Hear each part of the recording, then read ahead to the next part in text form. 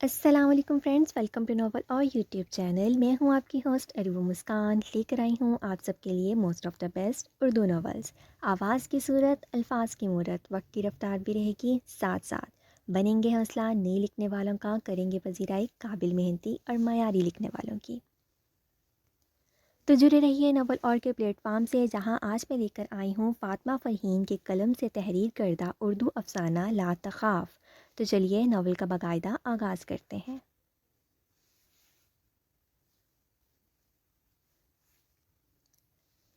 شب کی تاریخی سکوت سمیت جنگل کے اس خطے میں چھائی تھی، جب صفات کے علاقے اوشو فارسٹ میں لمبے درختوں کو برف نے گھیرا ہوا تھا۔ درختوں نے اپنے قریب بھاری بوٹس کی آواز کو محسوس کیا۔ ان کی شاخوں نے ہلکی جنبش کرنی چاہی، پر وہ بے سد کھڑے تھے۔ برف پہ پری بے جان سی زندگی سے خون بہہ رہا تھا۔ اس یک بستہ ٹھنڈ میں وہ قطرہ قطرہ گرم خون درخت کی جڑوں تک پہنچ رہا تھا۔ اس رات قدرت کی ہر شے نے ایک اور ظلم پر ہونکا بھرا، اور حق کی آواز آسمانوں میں گردش کرتی دم توڑنے لگی۔ گزشتہ آفتاب کی چمک پانچویں منزل پر بنے عالیشان چیمبر میں کھڑکی کے پردوں کو چیرتی ہوئی آ رہی تھی۔ نہل سربراہی کرسی پر بیٹھی اپنی بھوری پلکوں کو بار بار جھپکتی اکتاہٹ سے اپنے سامنے بیٹھی لڑکی کو دیکھ رہی تھی۔ اس نے نظریں اپنے چیمبر میں ادھر ادھر دھرائیں۔ وہ چھوٹا مگر سفید انٹیریئر کا بنا ہوا آفس نہایت نفیس لگ رہا تھا۔ اس آفس کی ایک طرف کھڑکی تھی اور اس کے بالکل سامنے دوسری طرف سفید رنگ کا بک شیلف تھا، جس پر قانون کی کتابیں سلیقے سے پری ہوئی تھیں۔ اس کی نگاہیں دوبارہ لڑکی پر ٹکیں، جو مسلسل روئے چلی جا رہی تھی۔ اس کی نگاہیں دوبارہ لڑکی پر ٹکیں جو مسلسل روئے چلی جا رہی تھی۔ اس نے میز پر پڑا ٹیشو اس کی جانب بڑھایا، پر دل ہی دل میں اس کو کوفت ہونے لگی تھی۔ یہ عورتیں اتنا روتی کیوں ہیں؟ اس کا ذہن الجھا۔ نہل بی بی، آپ کو کیا پتہ زمانے کے کتنے ظلم سہے ہوتے ہیں عورتوں نے؟ نہل کے ضمیر نے اسے یاد دہانی کروائی، جس پر دماغ اور ضمیر کی جنگ جاری ہو گئی۔ مظلوم ہونے کا یہ مطلب نہیں ہوتا کہ ہر وقت روتے چلے جاؤ۔ اور تبھی اس کے کانوں میں دوبارہ ماہین کی رندھی آواز ٹکرائی۔ وہ کہہ رہی تھی، کچھ ایسا ہو سکتا ہے کہ اس کو قید بھی ہو جائے اور مجھے عدالت بھی نہ آنا پڑے؟ ماہین نے نہل سے سوال کیا۔ اف، یہ عورتیں اتنی معصوم اور ڈرپوک کیوں ہوتی ہیں؟ نہل کے ذہن نے پھر شور کیا، پر اس نے زبان سے یہ نہیں کہا۔ دیکھیں، حق کی جنگیں یوں نہیں لڑی جاتی۔ ایک طرف آپ کہہ رہی ہیں کہ آپ کو انصاف چاہیے، دوسری طرف آپ کہہ رہی ہیں کہ آپ کو کوئی قدم تک نہیں اٹھانا۔ دیکھیے، میں وکیل ضرور ہوں، پر انسان کو اپنی جنگیں خود لڑنی پڑتی ہیں۔ کوئی آ کر آپ کے لیے بلا وجہ نہیں لڑے گا۔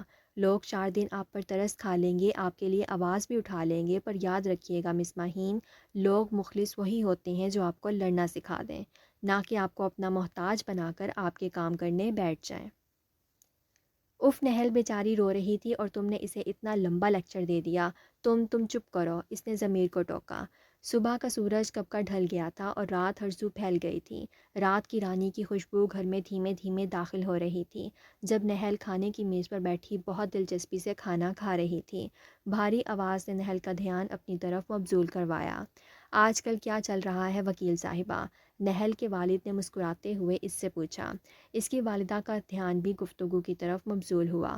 کچھ خاص نہیں بابا، تو میری بیٹی کچھ عام ہی بتا دو، ہم وہی سن لیں گے۔ وہ اپنی بیگم کے برعکس بہت خوش مزاج تھے، اور ایک وہی تھے جن کی وجہ سے وہ آج سینئر وکیل تھی، ورنہ اس کی والدہ اس چیز کو آج کے دن تک سخت ناپسند کرتی تھیں۔ کچھ نہیں ابا، بس آج کل ایک نیا کیس آیا ہے آلیان خانزادہ کے خلاف، جس کے والد کراچی ٹیکسٹائل کمپنی کے مالک ہیں نا۔ اس کے باپ کو دیکھ کر یقین نہیں آتا کہ اس قدر بگڑی اولاد۔ وہی ساتھ بیٹھی شائستہ بیگم بے چینی سے بولیں۔ وہ لوگ تو بڑے اثر و رسوخ والے ہیں اور بڑا نام ہے ان کا، تم کیا اب اس ملک کے ایسے لوگوں سے لڑنے بیٹھ جاؤ گی؟ امی کھانا چھوڑ کر بے چینی سے بولیں۔ امی آپ بھی نہ، تو پھر میں وکالت کر ہی کیوں رہی ہوں اگر مجھے یہی سوچنا ہے کہ سامنے والا مجھ سے زیادہ طاقتور ہے؟ بیٹا، پر وہ ابھی بول ہی رہی تھیں۔ حماد صاحب ان کی بات کاٹتے بول پڑے۔ بیٹا، پر کیس کیا ہے؟ وہ ابو، بس زیادتی کا کیس ہے، اس نے بہت محتاط انداز میں بولا۔ دیکھیں، میں آپ کو بتا رہی ہوں، یہ اس کی وکالت کسی دن میرے وقت سے پہلے گزر جانے کا سبب بنے گی، امی نے بے بسی سے کہا۔ اف امی، اس نے بھرپور ہونکا بھرا اور میز سے اٹھ پڑی، پر جاتے جاتے اپنی کھانے کی پلیٹ لے جانا نہیں بھولی تھی، کیونکہ یہ اس کے ہر کیس سے پہلے کی کہانی ہوتی تھی۔ اب روز روز تو وہ کھانا نہیں چھوڑ سکتی۔ نیا دن، نئی صبح تھی اور وہ کورٹ جانے کے لیے بھرپور تیار تھی۔ اس نے سنگھار میز میں آخری نگاہ ڈال کر خود کو دیکھا۔ وہ ہمیشہ کی طرح پرکشش لگ رہی تھی۔ اس نے ہلکا سا میک اپ کیا تھا، کندھوں تک آتے سیاہ بال کھلے چھوڑے تھے، سفید شلوار قمیض پر اس نے سیاہ کوٹ پہن رکھا تھا۔ اب وہ اپنا ضروری سامان، جو کہ ڈھیر ساری فائلز تھیں، اور موبائل پکڑے وہ باہر آئی، اور سامنے شائستہ بیگم اور حماد صاحب بیٹھے ناشتہ کر رہے تھے۔ اس نے جلدی میں دودھ کا گلاس پیا، اس سے پہلے کہ اسے خالی پیٹ گھر سے نکلنے پر مختلف القابات سے نوازا جاتا، اور ساتھ ہی امی کے ساتھ لپٹ گئی۔ مانا کہ آپ کو میری وکالت نہیں پسند، پر مجھے پتہ ہے آج تک آپ کی ہی دعاؤں سے میں نے سارے کیس جیتے ہیں، تو آج بھی میرے لیے ڈھیروں دعائیں کر دیجیے گا۔ ہاں ہاں، دعاؤں کے لیے ہی تو ہوتی ہیں مائیں، امی نے استفسار کیا۔ نہل نے شائستہ بیگم کے ماتھے پر پیار سے بوسہ دیا، اور وہ دونوں کو اللہ حافظ کہتی باہر نکل گئی۔ پشاور کی سڑکوں پر روزمرہ کی آمد و رفت جاری تھی۔ ہلکی دھوپ بادلوں سے چمٹتی ہوئی آ رہی تھی۔ کبھی ٹھنڈی ہواؤں سے موسم سرد ہو جاتا تو کبھی دھوپ نکل آتی۔ پشاور ہائی کورٹ کے باہر معمول کی گہما گہمی تھی۔ نہل سنجیدہ چہرہ لیے پشاور ہائی کورٹ کے مرکزی دروازے سے نکل رہی تھی۔ وہ اپنے ساتھ چلتی لڑکی کے ساتھ گفتگو میں مصروف تھی۔ صبح کا خوشگوار موڈ اب شام ہو چکا تھا۔ سماعت کیسی رہی تمہاری؟ لاریب نے عام سے انداز میں پوچھا۔ آہ، عجیب سی۔ ایسے لگ رہا تھا جیسے پوری سماعت میں صرف میں جاگ رہی ہوں اور باقی سب سو رہے ہوں، اور سب سے گیا گزرا تو جج تھا۔ آہستہ بولو ورنہ ابھی آرٹیکل 204 میں تم اندر ہوئی ہوگی، لاریب نے ڈر کر کہا، اور نہل کو اس کی بات پر مزید غصہ آ گیا۔ کیوں بولوں آہستہ؟ جو بندہ آتا ہے آواز دبانے لگ جاتا ہے۔ وہ بہت چالاک لوگ ہیں، انہوں نے اچھا وکیل کرنے کی بجائے سیدھا سیدھا جج ہی خرید لیا۔ یار، گھر والے سے ہی کہتے تھے وکالت میں کچھ نہیں رکھا، لاریب نے افسردگی سے کہا۔ یہ بات نہیں ہے۔ نہل کے تاثرات پل بھر میں کسی شیرنی کی طرح ہو گئے تھے۔ یہ وکالت، صحافت اور یہ بڑے بڑے عہدے جو ہوتے ہیں، یہ بڑے ظرف کے لوگوں کا کام ہوتا ہے۔ جب بھوکے ننگے اور کمصرف لوگ ان کرسیوں پر بیٹھتے ہیں تو وہ اپنی چھوٹی سوچ کے تحت صرف اپنا سوچتے ہیں۔ یہ سارا سسٹم خراب ہے۔ لاریب نے ان باتوں میں مزید اضافہ کیا۔ سسٹم خراب ہے تو کوئی بات نہیں، ہم بھی اسی سسٹم کا حصہ ہیں، ہم میں بھی بہت سی خرابیاں ہیں، اور میرا ماننا یہ ہے کہ ان خرابیوں کو ٹھیک وقت پر اور ٹھیک جگہ پر استعمال کرنا جائز ہے۔ یہ معاملات شریف اور معصوم لوگوں کے سنبھالنے والے نہیں ہیں۔ ان مافیا کے لوگوں سے لڑنے کے لیے سوچ بھی مافیا جیسی ہونی چاہیے، ورنہ یہ لوگ ہمیں چونٹی سمجھ کے پیروں میں رون دیں گے۔ اچھا چھوڑو، یہ بتاؤ اگلی سماعت کب ہے؟ لاریب نے موضوع بدلنے کی کوشش کی تھی۔ مہینے بعد یہ وہی اولڈ فیشن حرکتیں کریں گے، تاریخ پر تاریخ دیں گے اور کیس ویسے ہی فوت ہو جائے گا۔ نہل نے لمبا سانس بھرا۔ وہ سماعت کے بعد اپنے چیمبر میں موجود تھی جب مہین کو آتا دیکھ کر اس نے پہلو بدلا اور زیر لب اکتا کر کہا، ابھی نہیں یار۔ نہل نے لمبا سانس لیا۔ آئیے مہین بیٹھیں۔ نہل نے دل پر پتھر رکھ کر اسے بیٹھنے کی پیشکش کی۔ مہین بڑی چادر لپیٹے ہوئے تھی۔ نہل نے اس کی روتی آنکھوں کے سوا کچھ نہیں دیکھا تھا۔ وکیل صاحبہ، آج تو عدالت میں کچھ نہیں ہوا۔ صبر نہل، صبر، نہل نے خود کو سمجھایا، پر وہ ایسی ہی تھی، دو ٹوک بات کر دینے والی۔ کیا آپ پاکستانی نہیں ہیں؟ جی، میں پاکستانی ہوں، مہین نے حیرانی سے جواب دیا۔ آہ نہل، چپ کر جاؤ، بیچاری چار دیواری میں رہنے والی معصوم عورت ہے، جنہیں تھوڑا بہت پڑھا کر گھرداری سکھا دی جاتی ہے، اور جن کو بچپن سے سکھایا جاتا ہے کہ عورتوں کے منہ میں زبان نہیں ہوتی۔ ضمیر نے اسے سمجھانے کی کوشش کی۔ ہاں، تبھی پھر ساری عمر زیادتی کا نشانہ بنی رہتی ہیں، ان کو نہ لڑنا آتا ہے نہ بولنا، تبھی آج ملک اس حال پر ہے، اور امت مسلمہ بھی۔ ہمیں تمام دین سکھایا جاتا ہے، پر جہاں عورت کو مضبوط کرنے کی، اس کے کردار کو نکھارنے کی باری آتی ہے، سب چپ ساتھ لیتے ہیں، کیونکہ ہمارے معاشرے میں بولتی عورت اچھی نہیں لگتی۔ ذہن نے ضمیر کو جواب دیا۔ نہل نے زبان دانتوں میں دبا لی۔ دیکھیں وکیل صاحبہ، مجھے ان لوگوں سے بچا لیں، میرے پاس میری جان کے سوا کچھ نہیں بچا۔ اس نے روتے ہوئے نہل کے آگے ہاتھ جوڑے۔ اب جیسے نہل بے بس ہو گئی تھی۔ لڑکی، اگر اس معاشرے میں خود کو اتنا کمزور کر کے رکھو گی تو کچھ پلے نہیں بچے گا۔ نہل نے جیسے اس پر ترس کھا کر اسے کچھ عقل دینی چاہی تھی۔ ویسی بھی کیا ہی بچا ہے، عزت چلی جائے تو پیچھے موت رہ جاتی ہے بس۔ ایک لمحے کے لیے نہل کو لگا کہ اس کا دماغ بھوک سے اڑ گیا۔ وہ اسے شیرنی نگاہوں سے گھور رہی تھی۔ عزت؟ کیا کہا یہ آپ نے؟ عزت؟ اچھا، کیسے گئی ہے آپ کی عزت، ذرا مجھے بھی بتائیں۔ نہل نے سنجیدگی سے اسے پوچھا۔ ماہین شدید الجھ گئی تھی، جیسے اسے سمجھ نہیں آ رہا تھا کیا کہے۔ جب آپ غیر مردوں کے ہاتھوں رسوا ہو جائیں تو عزت تو نہیں بچتی۔ ماہین کی آنکھوں سے آنسو پھر سے روانہ ہوئے۔ محترمہ، یہ صرف کہنے کی باتیں نہیں ہوتی کہ عزت ذلت اللہ دیتا ہے، اس بات پر کامل یقین بھی رکھنا پڑتا ہے، ورنہ یہ ڈگمگاتے قدم آپ کو اس سے بھی بدتر کھائی میں گرا دیں گے جس کا آپ نے تصور نہیں کیا۔ آپ کو پتہ ہے پہلے زمانے کی اور آج کے زمانے کی عورت میں کیا فرق ہے؟ آج کے زمانے کی عورت بزدل ہے، بہت ماڈرن ظاہر کرتی ہے خود کو، پر بہت ہی ڈرپوک اور کمزور کردار کی حامل عورتیں ہیں، نہ لڑنا جانتی ہیں نہ بولنا۔ اس سے درجے بہتر پہلے کی باپردہ اور باحیا عورتیں تھیں، وہ اپنا حق لینا جانتی تھیں۔ اور اب یہ مت کہیے گا پلیز کہ پہلے ایسے مرد نہیں تھے، پہلے تو ایسے بھی مرد تھے جو بیٹیوں کو زندہ دفنا دیتے تھے، تو آپ کا کیا خیال ہے تب کم شر تھا؟ افسوس، نہل نے غصہ دباتے ہوئے اسے معقول لفظوں میں سمجھانا چاہا۔ ماہین نے بے بس پھٹی پھٹی نگاہوں سے نہل کو دیکھا اور مکانکی انداز میں بس اتنا کہا، جس پر گزرتی ہے وہی جانتا ہے۔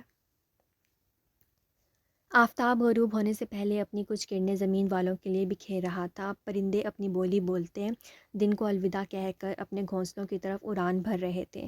پشاور کے وسیع و عریض جامع مسجد کے نیلے آسمان سے پرندوں کا غول گزر رہا تھا۔ مسجد کے کشادہ ہنس رنگ کے صحن کو نہل پار کرتی ہوئی چہرہ اوپر کو اٹھائے پرندوں کو دیکھ کر مسکرا رہی تھی اور مسجد کے اندرونی حصے میں داخل ہوئی۔ یہ اس کے آفس سے کافی دور تھی، پر پھر بھی وہ اکثر یہاں آیا کرتی تھی۔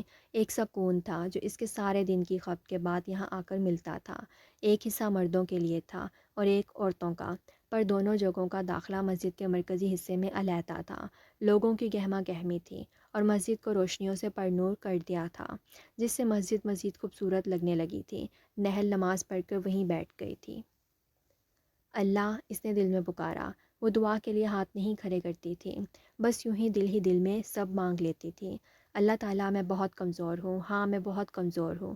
یا اللہ میرے قدم جمائے رکھنا، مجھے مضبوط رکھنا۔ یا اللہ دیکھے نہ میں صرف آپ کے سامنے کمزور ہوں، اس لیے مجھے کسی اور کے سامنے کمزور مت کیجیے گا، نہ کسی کے آگے جھکنے دیجیے گا۔ مجھے اپنے خزانوں سے ایک خزانہ دے دیں، مجھے غنی کر دیں۔ وہ جب مسجد سے باہر نکلی تو اندھیرا ہو چکا تھا۔ وہ مسجد کے مرکزی دروازے سے نکلتی سڑک پر آگے بڑھتی اپنی گاڑی کی طرف جا رہی تھی۔ چابی سے گاڑی کھولتی آگے بڑھ رہی تھی جب کورٹ میں پڑا اس کا فون تھر تھرایا۔ اس نے فون کان سے لگایا۔ ہاں اسفند، بولو کیا بات ہے؟ کال پر اس کا اسسٹنٹ تھا۔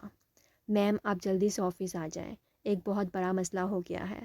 نیب ہمارا آفس سیل کر رہی ہے۔ اور نہل کو جیسے ساری آوازیں آنی بند ہو گئی تھیں۔ تمام راستے وہ یہی سوچتی رہی تھی کہ نیب نے ایسا کیوں کیا ہے، اور اگر کیا بھی ہے تو اس سے پہلے کوئی وارننگ کیوں نہیں ملی۔ ہو سکتا ہے بلڈنگ میں کوئی جھگڑا ہوا ہو جس کی وجہ سے مختلف آفس بند کر دیے گئے ہوں، پر نہیں، کوئی بات بھی ٹھیک دلیل نہیں دے رہی تھی۔ پشاور کی راتیں ٹھنڈی اور ویران تھیں۔ جب وہ بیسمنٹ میں گاڑی پارک کرتی اتر رہی تھی، ٹھنڈ سے اس کی ناک لال پڑ رہی تھی، پر اس کے چہرے پر پریشانی صاف نمایاں تھی۔ وہ لفٹ میں داخل ہوئی۔ اس نے گہرے سانس لیے اور گھڑی کو دیکھا جو اس وقت رات کے 9 بجا رہی تھی۔ وہ مطلوبہ فلور پر پہنچی۔ پوری بلڈنگ نیم اندھیرے میں ڈوبی تھی۔ وہ اپنی عادت کے مطابق چل رہی تھی اور ساتھ فون پر موصول میسیجز دیکھ رہی تھی، جہاں نیب سے منسلک کوئی خبر اسے موصول نہیں ہوئی تھی۔ وہ راہداری سے گزرتی اپنے آفس کے قریب ہی تھی جب اسے لگا کچھ تھا جو ٹھیک نہیں تھا۔ نہ یہاں نیب موجود تھی اور نہ ہی اسسٹنٹ۔ اس نے پلٹ کر چاروں اور دیکھا، پر کوئی نہیں تھا۔ آج بلڈنگ میں غیر معمولی ویرانی تھی۔ اس کا دل لمحے کے لیے ڈرا تھا، پھر جیسے اس نے خود کو سمجھایا اور آفس کی اور قدم اٹھا، اور تبھی اسے لگا کسی نے اس کی گردن پر بہت زور سے کچھ چبویا ہے۔ پل بھر میں اس کی زندگی سلو موشن میں چلنے لگ پڑی۔ آفس اس کی نظروں کے سامنے چکرا رہا تھا۔ اس کے پاؤں لڑکھڑائے۔ اسے گرنے سے پہلے آخری آواز اپنی ہیل اور بھاری بوٹس کی سنائی دی تھی۔ اس کی بند ہوتی آنکھوں نے 3-4 دھندلاتے چہرے دیکھے، اور اس میں سے اس ایک چہرے کو وہ شاید جانتی تھی، پر اس کا دماغ غنودگی میں کھونے لگا تھا۔ اس کے ہونٹوں نے جنبش کرنی چاہی، پر وہ بے ہوش ہوتی چلی گئی۔ موجودہ یک پستہ ٹھنڈ اور برف باری نے پورے سوات کو برف پوش کر دیا تھا۔ اس کے ساتھ ہی ساتھ معمولی آمد و رفت نہ ہونے کے برابر تھی، اور شب میں سوات کی سڑکوں پر صرف جنگلی جانوروں کی آوازیں گونج رہی تھیں جس وقت چند ہیولے اوشو فارسٹ کی گلیوں سے گزرتے، آسمان سے گرتی برف سے بے نیاز اپنے کندھوں پر بے جان زندگی کو درختوں کے بیچوں بیچ زمین پر برف میں دفن ہونے کے لیے چھوڑ کے جا رہے تھے۔ اس چاند کا پور چھلنی تھا، جسم پر جگہ جگہ حوث کے داغ تھے، بدن لہو لہان تھا، وہ نیم بے ہوشی میں کراہ رہی تھی۔ برف کا ہر گولا اس کی موت کا پروانہ تھا۔ وہ اپنی آخری سانسوں سمیت خود کو برف میں دفن ہوتا محسوس کر رہی تھی۔ نہل خود کو مرتا دیکھ رہی تھی۔ آلیان اپنی آرام گاہ میں بیٹھا میز پر ٹانگیں جمائے فون پر بات کر رہا تھا۔ کام ہو گیا؟ بھاری آواز بند کمرے کی دروازوں سے ٹکرا رہی تھی۔ اس نے سگار لبوں سے لگایا، ہر طرف دھواں پھیل گیا تھا۔ جی سر، کام ہو گیا ہے۔ اس کے فون سے آواز چیرتی ہوئی آ رہی تھی۔ وہ زندہ نہیں بچنی چاہیے۔ اس نے محض یہی کہہ کر فون رکھ دیا تھا۔ اس کے چہرے سے شیطانیت ٹپک رہی تھی۔ وہ فون پر ٹائپ کر رہا تھا، کیس کلوزڈ، اور اس کے مغرور چہرے پر فاتحانہ مسکراہٹ بکھر گئی۔ شب کی تاریخی صبح کی روشنی سے زائل ہونے لگی تھی، پر بادلوں کی سیاہی جوں کی توں تھی، جس سے برف زمین کے گوشے گوشے پر گر رہی تھی۔ سردی اپنے زور پر تھی جب بھاری جوتوں کی آواز اس کی سماعتوں کو محسوس ہوئی۔ اسے لگا وہ دیوانہ وار برف سے ڈھکے درختوں کے بیچ اپنے قدموں کے نشان پیچھے چھوڑے بھاگ رہی تھی۔ وہ بار بار پلٹ کر دیکھتی، اس کے قریب کوئی نہ تھا۔ اس کا ذہن ایک ہی بات پر دہرا رہا تھا، جس پر گزرتی ہے وہی جانتا ہے، پر وہ دوڑتی چلی جا رہی تھی جس پر گزرتی ہے۔ اس کی آنکھیں دھندلا رہی تھیں، پر اسے بھاگنا تھا اپنے ارد گرد کے خوف و ہراس سے۔ پر دیر پا بھاگنے کے بعد نہل کو احساس ہوا کہ وہ محفوظ ہے، کوئی نہیں ہے اس کے پیچھے، جس پر اس نے پلٹ کر یقین دہانی چاہی۔ جیسے ہی وہ پلٹی، ایک بھاری بھرکم وجود اس کے سامنے کھڑا تھا، اور اس کا سانس جیسے اچک لیا تھا اور جسم پر موت کی آغوش میں تھا۔ تبھی اس کی آنکھیں کھلی۔ وہ ایک بھیانک خواب دیکھ کر سوئی تھی، اور دوسرے بھیانک خواب نے اسے جگایا تھا، اور دونوں حقیقت سے منسلک تھے۔ وہ بت بنی بیٹھی تھی، دن، تاریخ، جگہ، ہر چیز سے وہ بیگانہ تھی۔ اس کا ذہن معاف تھا، اس کے حواس ابھی کام نہیں کر رہے تھے، پر ذہن ایک ہی بات دہرا رہا تھا، جس پر گزرتی ہے وہی جانتا ہے۔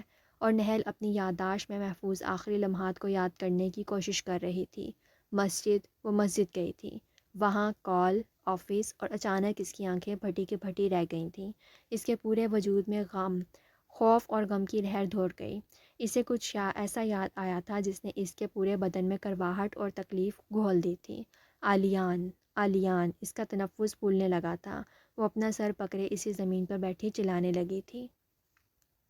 1 ماہ بعد چاند گہرے بادلوں کی اوٹ میں چھپا تھا۔ پشاور میں بارش سے موسم جلتھل تھا۔ سڑکوں پر اکا دکا لوگ تھے جو آج کے دن کے اختتام کی جانب رواں تھے۔ جب اظہر شیرازی پشاور کے پوش علاقے کے عالیشان ہوٹل میں داخل ہو رہے تھے، ہوٹل کے لوگ ان کی آؤ بھگت کے لیے بار بار آتے۔ ان کے ساتھ ایک حسین لڑکی موجود تھی، جس نے بلیک سلک کا کافتان پہن رکھا تھا، ڈائی شدہ بالوں کو کھلا چھوڑا گیا تھا، اور چہرہ میک اپ سے مزین تھا۔ اظہر شیرازی بار بار اس کی جانب متوجہ ہوتے۔ ان کی عمر لگ بھگ 40-50 کے قریب تھی۔ وہ پینٹ کوٹ میں ملبوس اپنی عمر سے کم دکھتے تھے۔ وہ ساتھ بیٹھی لڑکی کو گہری مسکراہٹ سے دیکھ رہے تھے جب ان کا فون زور زور سے تھرتھرانے لگا، جس پر لکھا آ رہا تھا، وائف کالنگ۔ انہوں نے خوف بھری نگاہوں سے فون دیکھا اور کاٹ دیا، اور دوبارہ اسی کو توجہ کا مرکز بنانا چاہا، پر فون دوبارہ سے بجنے لگا تھا۔ اف، ان کے چہرے پر بل پڑے۔ سخت ناگواری سے انہوں نے فون اٹھایا، اور کانوں میں پڑتی آواز نے ان کے ہوش اڑا دیے تھے۔ ان کی بیوی نے انہیں اطلاع دی تھی۔ ان کی ریڑھ کی ہڈی میں سنسنی خیز لہر دوڑ گئی۔ وہ فوراً اپنی نشست سے اٹھے اور عجلت میں بیرونی دروازے کی طرف بڑھے۔ دوسری جانب سے آتی آواز ان کی سانسیں روک لینے کے لیے کافی تھی۔ پریشانی سے اظہر شیرازی کا چہرہ لال پیلا پڑ رہا تھا۔ وہ کال سن رہے تھے جب انہیں کسی پرائیویٹ نمبر سے چند تصاویر موصول ہوئیں۔ وہ جو اپنی گاڑی کی جانب بڑھ رہے تھے، وہیں برف کا مجسمہ بن گئے۔ آنکھوں کے سامنے سایہ سا لہرایا۔ ان کا سر چکرانے لگا تھا۔ وہ اپنے پاؤں پر وزن برقرار نہیں رکھ پا رہے تھے۔ وہ کسی لڑکی کی ابتر حالت میں کھینچی گئی تصویر تھی، جس کے جسم سے جگہ جگہ کپڑے پھٹے تھے اور زخم نمایاں تھے، اور وہ کوئی اور نہیں، ان کی اپنی بیٹی تھی۔